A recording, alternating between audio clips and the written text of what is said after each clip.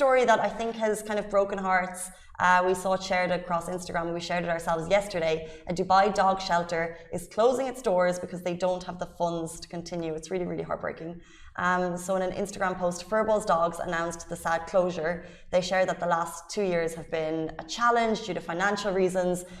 They lost their vet rates or their rescue rates at the vet, so the costs rose. They lost their credit opportunities, so they needed to pay for everything on the spot, which if you know anything to do with animals, bills are very, very pricey.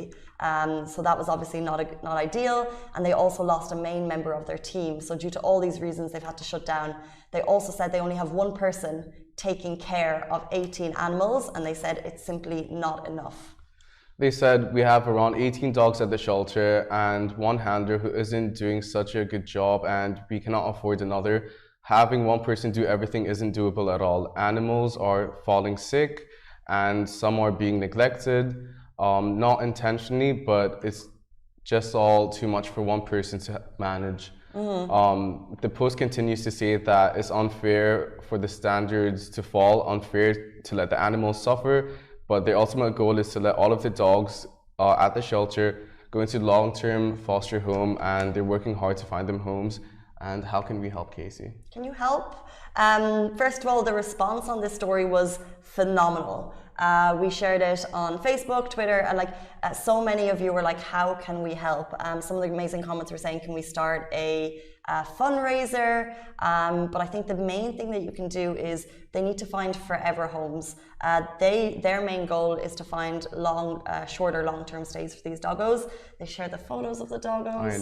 I know. Oh. So cute. I was sitting on the couch yesterday, when you're tired.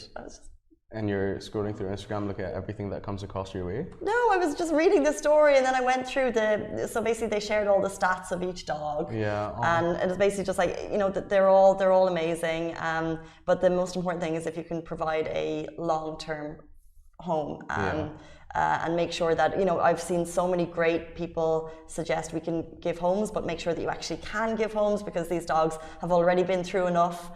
They don't need more temporary solutions, they need permanent solutions. So the outpouring of help is incredible, but let's find these dogs forever homes. And make sure I don't know if we spoke about this, but a third of people that get a pet as a Christmas gift, did we speak about this?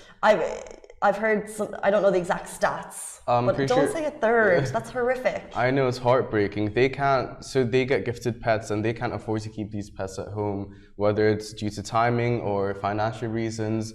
So just be aware that if you do want to help and you do want to adopt a dog, that you're fully capable. If it's you and living with someone else, you can literally split the time. There's many ways to work around it and make it feasible for you, your partner, your family members to have a pet at home. I have a rescue. Good old Goosey. Goosey, are you watching? We miss you, Goose. Mommy misses you. I've never met Goose. You've never met Goose? But in the new office next week, can Goose come? I've asked if our new office, I said two things. I was like, is there going to be a doggy daycare and a creche? And I was like, well, which would be easier? How about both? Let's go. Both. I'd love Goose to come and tour the new office, because she has a sniffer's nose, so she'll make sure that everything's in order. She's an anxious little doggo because of her past, but she does her best. She's adorable. Goose. Goosies. Moving on to our last story.